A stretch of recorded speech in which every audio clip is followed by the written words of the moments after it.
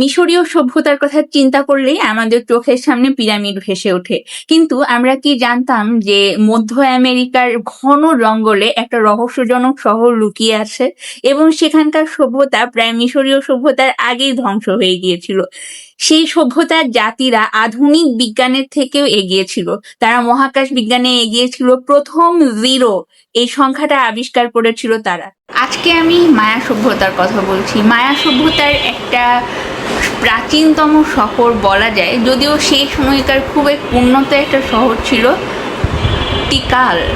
নামটা একটু অদ্ভুত, কিন্তু তারপরেও নাম অদ্ভুত হলেও সেই যুগের মানুষরা সেই যুগ অনুযায়ী খুবই উন্নত ছিল। তারাও পিরামিড আবিষ্কার করেছিল, কিন্তু তারা টেম্পল ফোর্ট নামের এক ধরনের মন্দির আবিষ্কার করেছিল, যেটা এতটাই উঁচু যে সেই উচ্চতায় গেলে পুরো পাহাড়টাকে খুব সুন্দর করে দেখা যায়।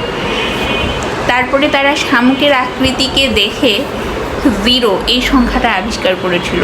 এরকম আরও অনেক আবিষ্কার তারা করেছিল, কিন্তু একটা সময় এরকম হয় যে তাদের এই যে জনপদ যেটা ছিল সেটা একটা সময় গিয়ে আস্তে আস্তে আস্তে করে জনশূন্য হয়ে যাচ্ছিল। কারণ তারা সবসময় বিশ্বাস করতো যে সৃষ্টিকর্তাকে সন্তুষ্ট রাখতে গেলে মানুষকে বলি দিতে হবে।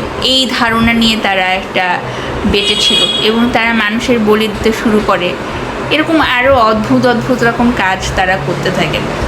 এবং একটা সময় এরকমও হয় যে তারা হুট করে খেয়াল করে দেখছে যে মানুষজন এক কাপড়েই গ্রামগঞ্জে চলে যাচ্ছে। কারণ তারা যেহেতু খুব উন্নত স্থাপনা তৈরি করছিল, এবং উন্নত স্থাপনা তৈরি করতে করতে তাদের প্রকৃতিকে যত্ন নিতে হবে, প্রকৃতির প্রতি দিয়ে যত্নবান হতে হবে, গাছ লাগাতে হবে, এই ধারণাটা তাদের সময় ছিল না।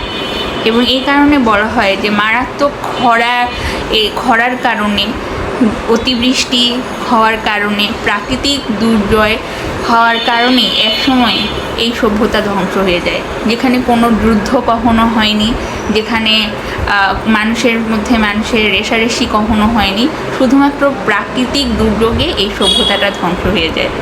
অথচ তারা প্রথম 0 সংখ্যাটা আবিষ্কার করেছিল। চন্দ্রগ্রহণ, সূর্যগ্রহণ তারা আবিষ্কার করেছিল।